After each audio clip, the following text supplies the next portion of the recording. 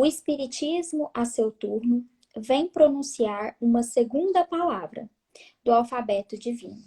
Estai atentos, pois que essa palavra ergue a lápide dos túmulos vazios, e a reencarnação triunfando da morte revela às criaturas deslumbradas o seu patrimônio intelectual. Já não é ao seu suplício que ela conduz o homem, conduzo à conquista do seu ser elevado e transfigurado. O sangue resgatou o espírito e o espírito tem hoje que resgatar a matéria do homem.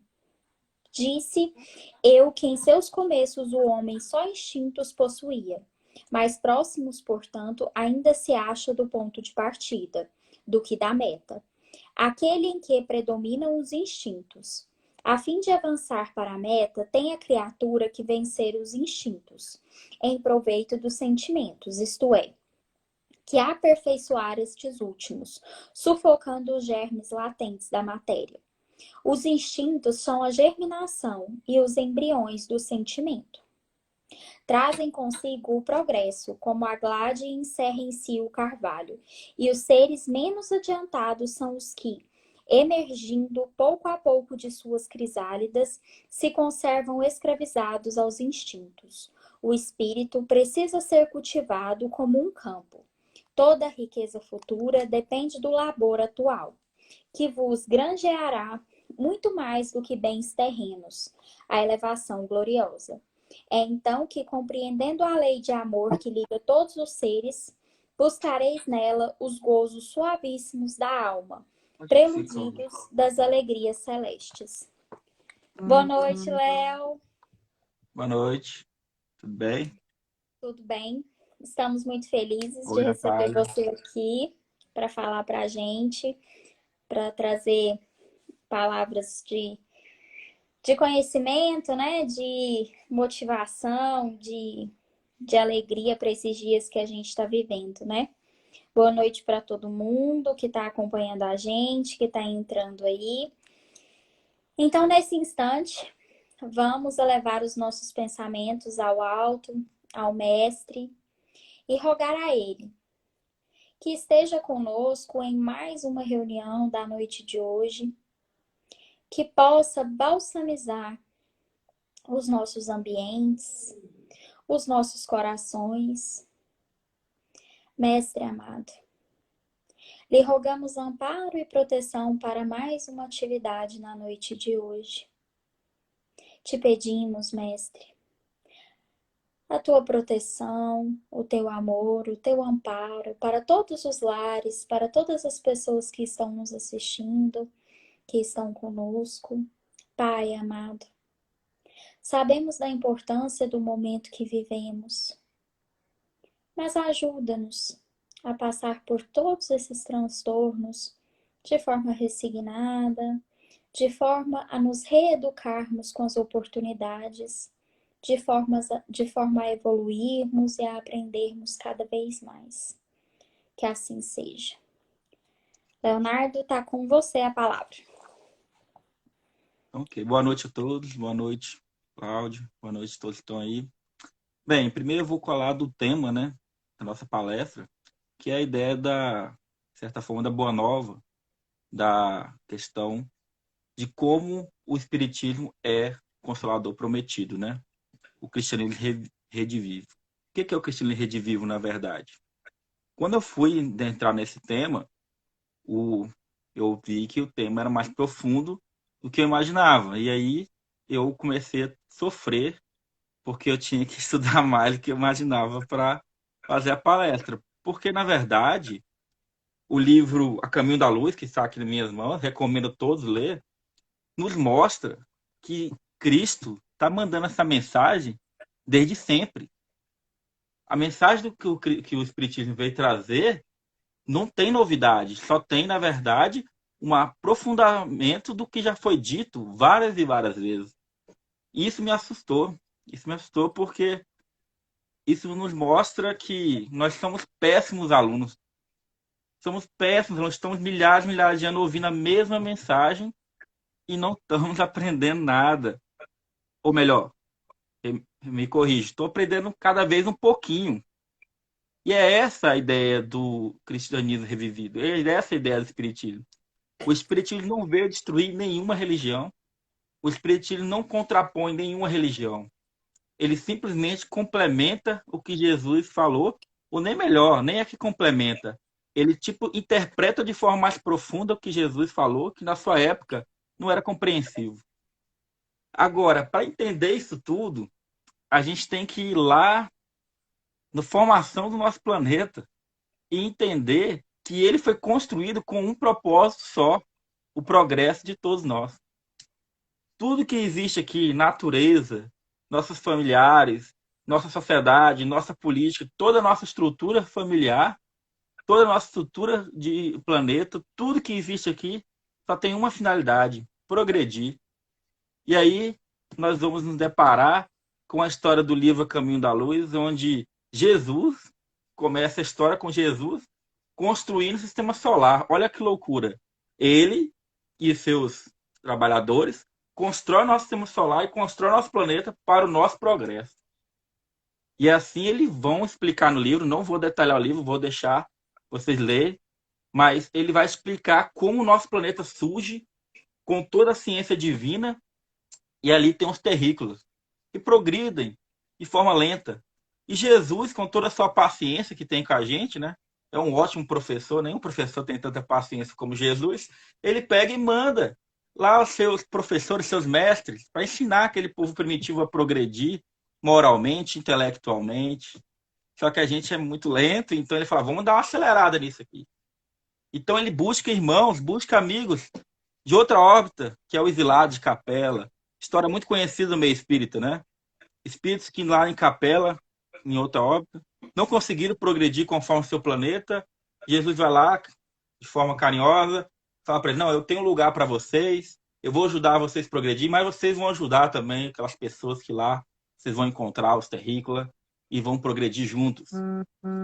E aí vem toda aquela sociedade com vários grupos sociais, não foi um grupo homogêneo, com evoluções diferentes aqui para a Terra, nos ajudar a humanidade a progredir, ajudar o nosso planeta a progredir. E assim temos ali a família dos hindus, grupo dos hindus, que tem suas características específicas e colabora com a humanidade. Vê ali aqueles que dão origem à sociedade chinesa, que também tem as suas características que ajudam a sociedade. Vê também aqueles que é da raça ariana, né? Que vai contribuir, e tem os hebreus, que é uma sociedade também que veio. Mas a mais evoluída, segundo o livro Caminho da Luz, são os egípcios.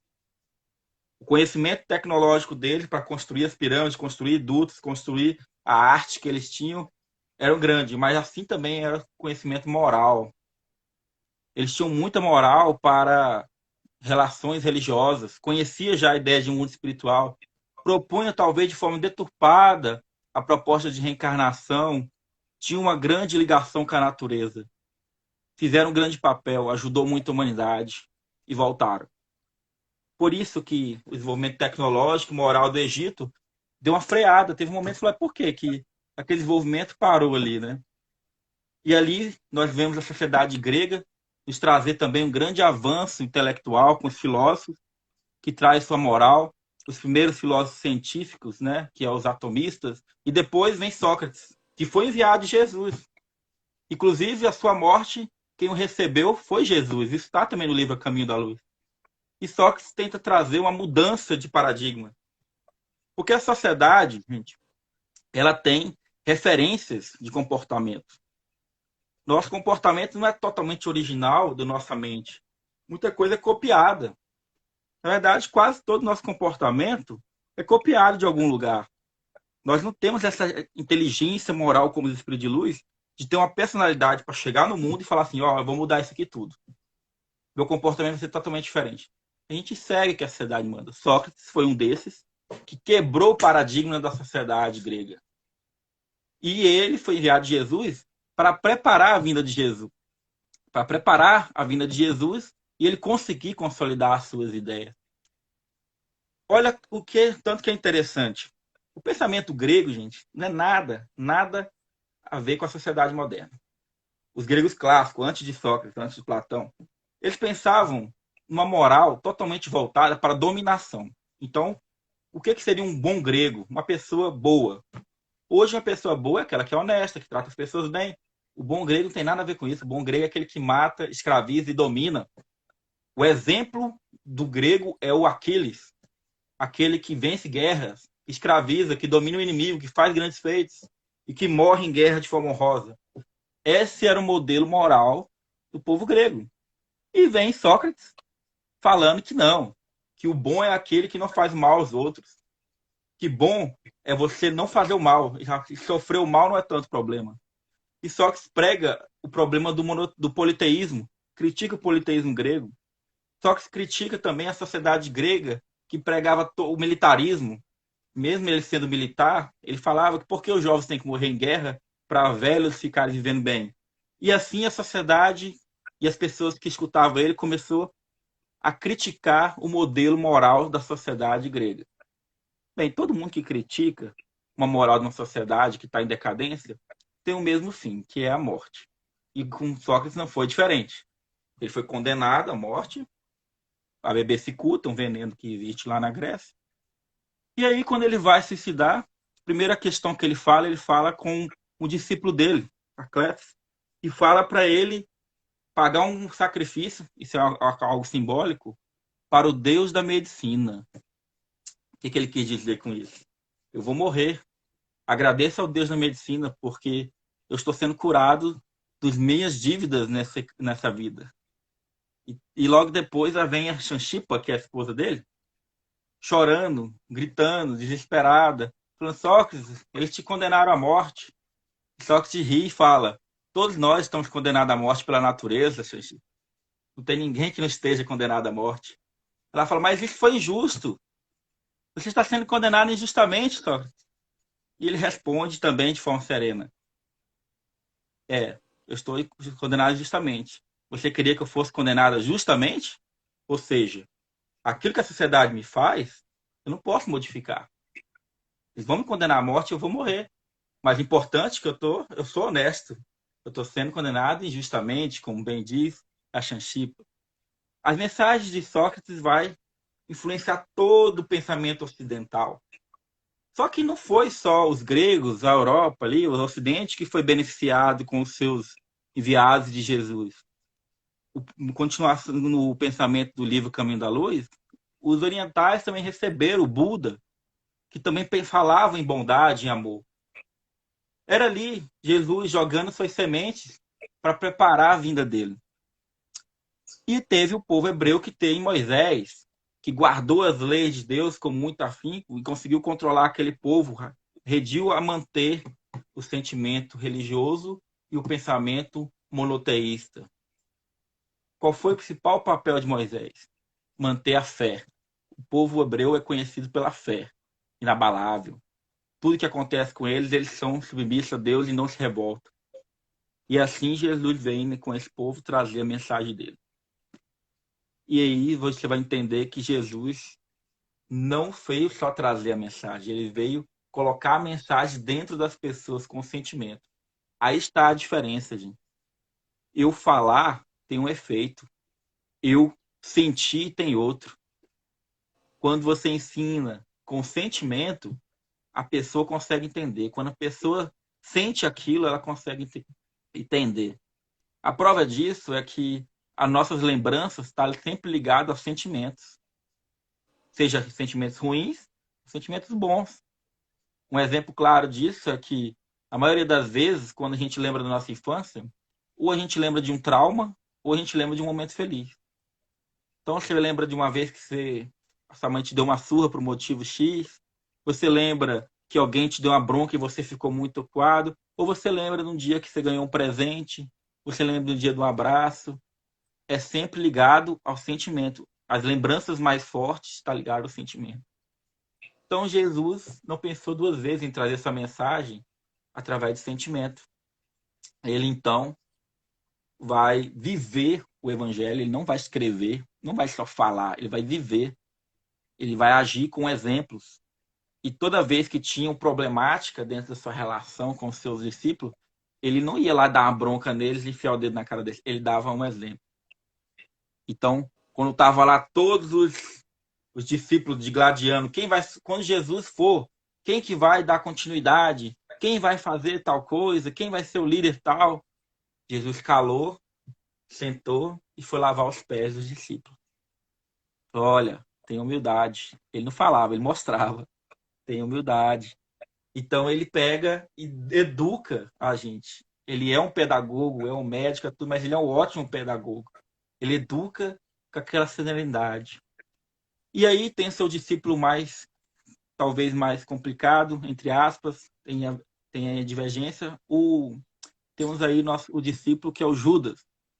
Judas olhava para Jesus, segundo o livro Boa Nova, vocês podem conferir lá. Ele olhava para Jesus e falava: isso não vai funcionar.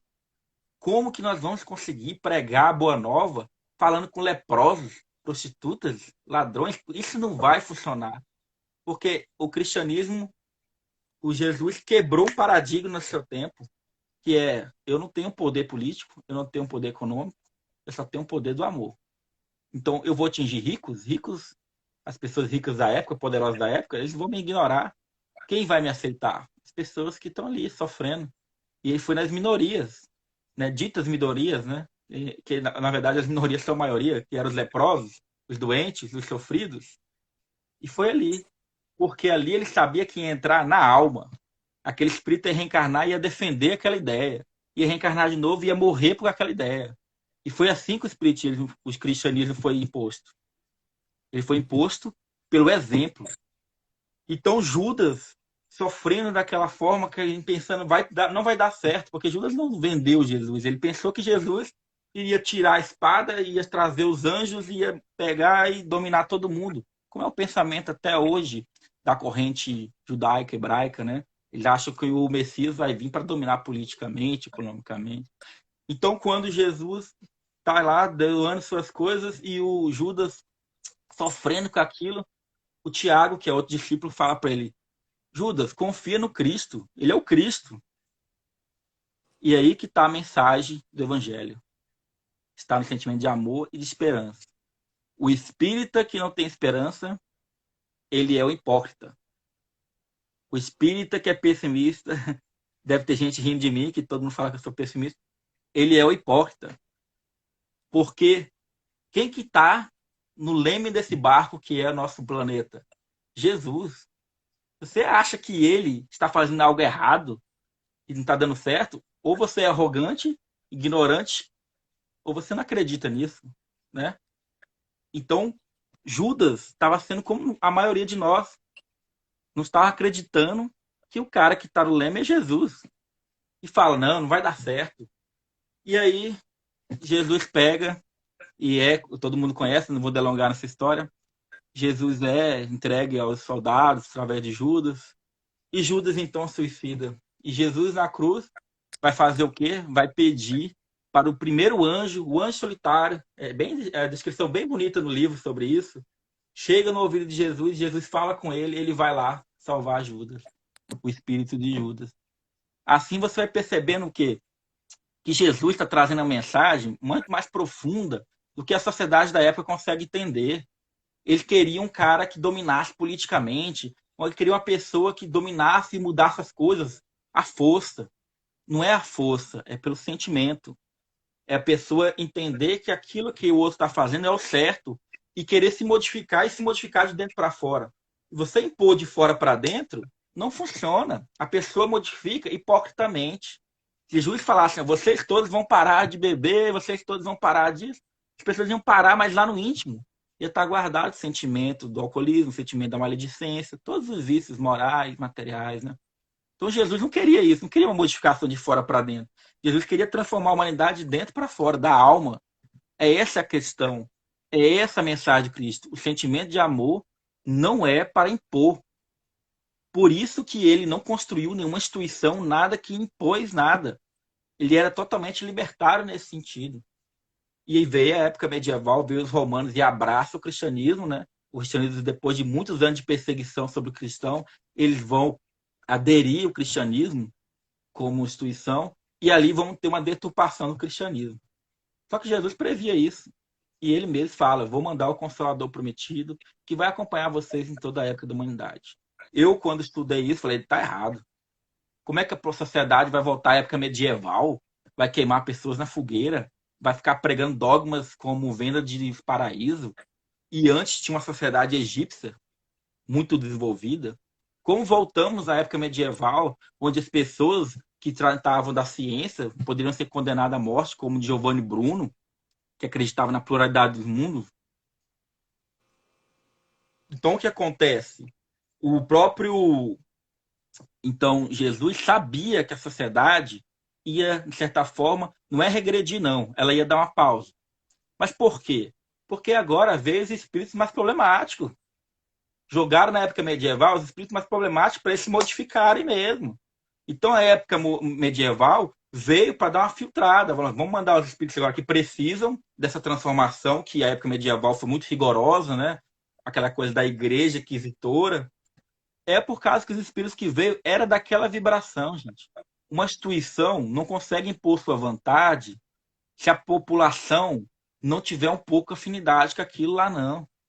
Só fazendo um paralelo, a sociedade hoje critica um governante A e B, que são problemáticos realmente, mas eles só conseguem fazer o que eles fazem porque a sociedade está um pouco afinada com aquelas atitudes. Entende? Ninguém vai destruir a sociedade, uma pessoa não. Um ditador não vira ditador sozinho. Tem várias pessoas ali colaborando, entende? Então, para surgir todo aquele período medieval, a sociedade da época estava afinada com aquilo. E Jesus esperava isso, porque eles estavam ali jogando os espíritos que precisavam daquilo. Os espíritos que estavam lá na Grécia, no Egito, voltaram para a capela, cumpriram essa missão. E outros ficaram no mundo espiritual ajudando. Mas eu não estou com preconceito com o período medieval. Teve pessoas fora do comum naquele período, que veio para ajudar a humanidade. Só que aí Jesus falou, agora está na hora da transformação. Ele manda espíritos altamente desenvolvidos, manda os espíritos que vai pregar o iluminismo, o renascentismo, prega a ideia da evolução científica, prega a ideia da humanização, a importância do ser humano, transforma aquela mentalidade um pouco e tenta resgatar a ideia do amor e da esperança. O espiritismo veio num período muito difícil também, em termos ideológicos, porque o materialismo estava vencendo. Tem até o Nietzsche, né, que é um filósofo muito conhecido, que fala, né, Deus está morto, Deus morreu. Todos acham que ele está pregando o ateísmo, né? Ele não estava pregando o ateísmo. Ele estava dizendo o seguinte, as pessoas estão se afastando da religiosidade, o materialismo está vencendo. Era isso que ele queria dizer. Que estava vencendo realmente. E aí vem Kardec e traz o tripé, que é Consolador Prometido. Esse Consolador Prometido veio reafirmar tudo que Jesus e seus antecessores veio falar de forma mais organizada. E por que ele é o Consolador que vai estar todo o tempo com a humanidade? Porque ele não foi personificado. Jesus foi o último líder, Messias, foi o último a trazer uma mensagem personificada nele, imagem de Cristo. O Espiritismo traz a mensagem sem nenhuma personificação. É os espíritos de verdade falando. Tem a literatura espírita que fala que os espíritos de verdade, né, ele faz referência ao que a Igreja Católica e os protestantes chamam de Espírito Santo. Né, que eles falam que no Espiritismo a gente acredita que o Espírito Santo é uma falange de espíritos evoluídos de Deus que acompanhou Jesus no progresso da humanidade. Então, esses espíritos vão trazer uma mensagem na tentativa de fazer o quê? Ficar algo permanente. E como é que se faz algo ficar permanente? Primeiro, você vai tirar o dogma, o dogma cego. Pode ter dogma? Tem, mas não é um dogma imposto. Você vai tirar também a personificação, como já disse. E você vai tirar também a ideia de não ter debate. A ideia de imposição pela questão do status. Como assim? Por exemplo, Moisés tinha autoridade para falar aquilo. Então a mensagem dele era escutada porque ele tinha autoridade. O Espiritismo vai tirar a ideia de autoridade. Por quê? Porque vai basear na lógica. E ele vai colocar o tripé, que é a filosofia, ciência e religião. Vou explicar isso melhor para a gente entender como o Espiritismo, não a instituição espírita, não o centro espírita, a federação. As ideias dela é permanente. A primeira questão da religião é que ela, às vezes, está presa a um tempo histórico. Às vezes, o que foi dito pela Bíblia não é que está errado. Ela foi dita para um povo que só podia entender aquele limite. Como você vai falar de pluralidade no mundo na época de Moisés, sendo que eles nem acreditavam que aquilo ali era planeta? Como você vai falar de certa forma, de ideias complexas na época de Jesus, como a ideia de reencarnação, sendo que as pessoas não conseguiam entender isso? Ele falou de reencarnação, mas as pessoas entenderam. E veio o Espiritismo vai trazer a filosofia com qual finalidade? Qual é a finalidade da filosofia no Espiritismo? O debate constante. O Espiritismo não vai aceitar uma ideia por autoridade. Ele vai aceitar uma ideia porque ela faz sentido. Então, as ideias do Espiritismo vai estar em constante modificação e melhoramento. Não é destruição, melhoramento. Então, ela vai estar sempre se transformando e buscando progresso. E por que que ela é ciência? Porque ela aceita a pesquisa, ela aceita a análise, a observação. E por que que ela é religião? Porque ela aceita o religar. Ela aceita a ideia de que você vai se religar a Deus. E aí o Espiritismo, com esse tripé, ele vai reler de Jesus, não dizendo que aquilo ali não funcionava ou estava errado, mas sim falando assim, ó, o que Jesus falou está mais presente agora, com as ideias, com a ciência e a filosofia da atualidade, dá para entender melhor. Só que tem um problema. Nós não funcionamos tão bem como a teoria. Nós funcionamos mais com a prática, a vivência. Então, o nosso progresso precisa de experiência. Precisamos conviver, precisamos sentir para progredir. Então, a gente tem um período em qual nós aprendemos e tem um período em qual nós agimos. Jesus passou por isso na sua vinda aqui. A primeira etapa da vinda de Jesus foi ele refletindo e buscando refletir sobre a sua vida até os 30 anos. No começo do seu legado, ele começa a, de certa forma, a fazer os fenômenos, né? Ele faz milagres do vinho, né? Ele vai fazendo milagres e milagres, só que aí chega um ponto que ele diminui o milagre e começa só a falar e cuidar das pessoas. Essa é a última etapa. A primeira etapa é refletir sobre o que a gente tem que fazer. Depois a gente se empolga com o fenômeno, igual o milagre, no caso de outras instituições, o Espiritismo não acredita em milagre, né? A gente fala de fenômenos. E depois a gente vê que isso não é importante. O importante é a gente agir. Aí que entra a ideia de como o consolador pode fazer com que as pessoas não ajam corretamente. É o comodismo que a gente tem. E não querer observar a nossa volta. Muitas das vezes a gente age corretamente, leva uma vida comum, e isso basta. A maioria de nós só quer uma vida comum. Isso é problemático. Porque nós não estamos aqui para ter uma vida comum. E eu não estou dizendo que eu não tenho uma vida comum. Nós estamos aqui para buscar algo além. Se sua vida está tudo tranquila, observa, você está perdendo alguma chance de ajudar alguém, de fazer alguma coisa. Se sua vida financeira está tranquila, observa a sua volta. Se sua vida emocional está tranquila, observe a sua volta. Porque ali você vai encontrar pontos que você tem que trabalhar, tem que ajudar o próximo, ou se ajudar psicologicamente, ou desenvolver. Vou dar um exemplo claro do que eu estou falando. Normalmente, as pessoas acham que existe o mal prevalece e o bem é fraco. O livro dos Espíritos fala o seguinte, que isso não é verdade. O problema é que o mal ele é bem escandaloso, ele é bem audacioso, é o termo que eles usam. E o bem, na verdade, ele é tímido e quieto. E a maioria está em cima do muro. A maioria está ali sem saber para onde ir, entende? Então, quando o mal se exalta, essa maioria que está em cima do muro vai para o lado do mal. Se o bem começar a agir, as pessoas começam a ir para aquele lado. Eu sou professor e em sala de aula a gente percebe isso muito bem. A maioria dos alunos não são complicados. É um que é complicado, mas ele é muito barulhento e atrai os complicados. E os bons estão lá, calado, quietinho, com medo. Essa é a questão. Até onde nós temos que agir. Porque a transformação vai ocorrer. A gente vai sair do mundo de expiação para o mundo de regeneração. Mas a gente precisa colaborar.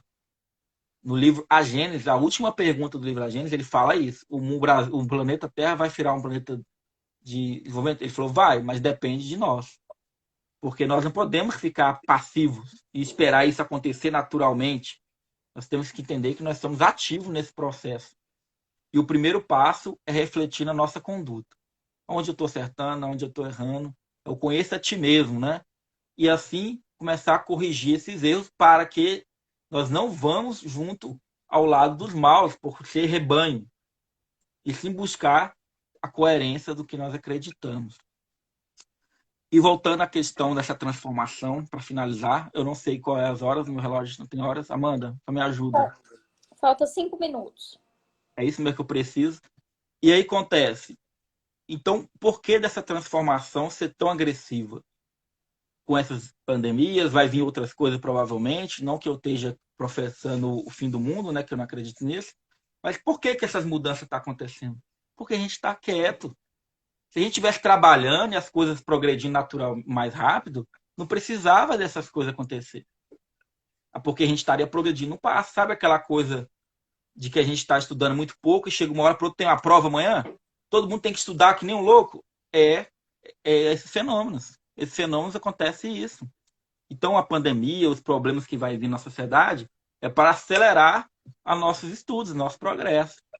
E aí vem, em vez da gente pegar essas coisas para ter uma chance de progresso, a gente vai caindo naquela questão do pessimismo, né? Ah, isso é o fim do mundo, isso vai dar certo, o mundo vai acabar, a gente está sofrendo. Esse pessimismo, vou ressaltar o que eu falei no meio da palestra, é, na verdade, uma hipocrisia de um espírita. Porque você acreditando que o mundo é dominado pelo Espírito Cristo, você acreditando que todo o desenvolvimento da humanidade foi acompanhado por esse Espírito e acha que tudo está perdido, é, na verdade, um sentimento de que você não acredita realmente nisso. E tem mais. A principal problema que acontece em volta da gente é uma criação nossa. Dificilmente nós vamos sofrer algo que não seja uma criação nossa. E vou parafrasear o próprio Sócrates, que já foi citado aqui no livro Caminho da Luz. Ele fala: olha, não podemos temer a morte. Se a gente fez o correto, não precisamos temer a morte. Por motivo simples. O que vem depois da morte? Se vier o outro mundo, que bom. E se vier o nada, ele não acreditava nisso, ele acreditava em alguma coisa? Não tem o porquê a gente querer sofrer. E nós que temos o conhecimento e o acredita no que há depois da morte, não faz sentido nenhum o medo excessivo de coisas simplistas como a morte, que é algo puramente natural, que vai acontecer fatalmente. O que nós temos que fazer é ter os devidos cuidados, preocupar com o que está acontecendo, tentar se informar e tentar ajudar. Mas entrar em desespero, a gente não tem esse direito, né? A nossa missão é justamente essa, de cumprir a proposta do Evangelho, que é trazer o sentimento de amor e de esperança. Isso que é o Espiritismo. É, na verdade, vivemos constantemente com o sentimento de Cristo de amor e esperança. Não é esperança cega. Não é esperança que tudo vai acontecer naturalmente. É esperança que, se a gente agir, as coisas vão acontecer. Para finalizar, eu só vou lembrar da história do Eurípides Barçanufo, que é muito contada e eu vou repetir ela várias vezes, que é o encontro dele com Jesus. Quando ele, de certa forma, com a mediunidade dele, ele faz desdobramento e chega em altas esferas e encontra Jesus chorando. E Jesus está chorando e ele pergunta. Ele pergunta, não, ele pensa, né? Por que será que Jesus está chorando? E ele vai refletindo.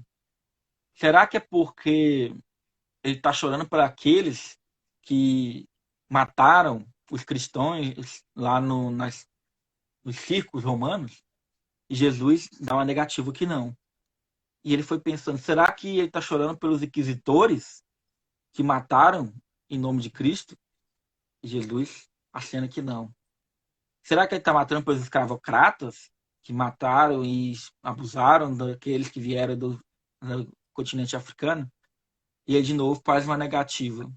E por fim, Jesus leva ele a um lugar onde há pessoas se debruçando com o sofrimento de arrependimento, e ele pega e fala: é por esses que eu estou sofrendo.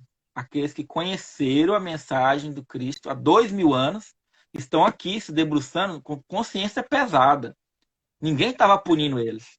Eles mesmos estavam se punindo com a consciência pesada por não ter seguido, entendido meu ensinamento e não ter seguido. E aí a mensagem é: estamos com a terceira revelação, que é o sentimento de amor e esperança. Se não usarmos isso para o nosso progresso, a chance da nossa consciência nos cobrar e nos jogar na lama, como na história do Eurípides, é muito grande. E se a gente for ter medo de algo, não tenha medo de pandemia, do sofrimento, tenha medo do nosso sentimento em relação ao conhecimento que a gente tem e à nossa prática. Esse é o principal medo que a gente tem que ter. Será que eu estou sendo coerente com o que eu acredito e o que eu faço?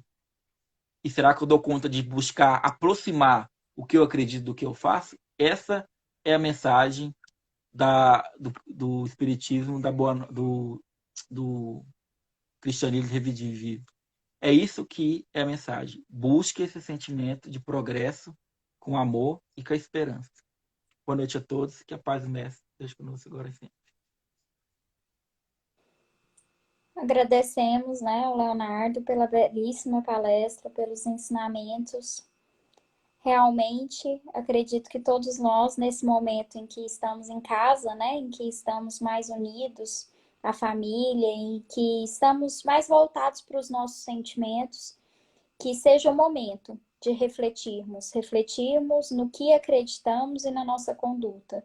Porque se nossa conduta não vai ao encontro daquilo que nós pregamos, daquilo que nós acreditamos, tem alguma coisa errada no processo, né, no caminho. E mais tarde a nossa consciência, os sentimentos de arrependimento vão nos cobrar as atitudes que deveriam ter sido tomadas, né? Muito obrigada, Leonardo, pelos ensinamentos. Então, nesse momento, nós convidamos a todos que estão nos acompanhando para serenar as suas mentes, serenar os seus corações. E com a imagem de Jesus, refletindo muita luz em nossa mente, rogar a Deus auxílio a todo esse planeta Terra. Mestre amado, confiamos em Ti, na Tua bondade, nos Teus ensinamentos, Senhor, e no Teu governo sobre este planeta. Pai de amor e infinita bondade, proteja todas as mães que choram, todos os filhos que se encontram em desamparo, Senhor. Todos aqueles que clamam por uma esperança, por uma solução. Pai amado, te agradecemos pela oportunidade da reencarnação, neste momento de transição do nosso planeta, pois sabemos que precisamos dessa transição e que precisamos dessa última chance, de trabalharmos em Teu nome, de vivermos o amor verdadeiro, a caridade, a fraternidade e de nos aproximarmos cada vez mais de sermos espíritos perfeitos. Mestre amigo, agradecemos o amparo aos lares dos que nos acompanharam. Pedimos a fluidificação das águas para aqueles que se fizer necessário. E agradecidos, com o sentimento de amor, de gratidão, de paz, pedimos permissão para encerrar mais este encontro. Que assim seja. Obrigada a todos que nos acompanharam aqui. Obrigado mais uma vez, Leonardo. Nos encontramos na sexta-feira novamente com a Sônia, que vai falar aqui para nós, tá? Boa noite a todos. Boa noite.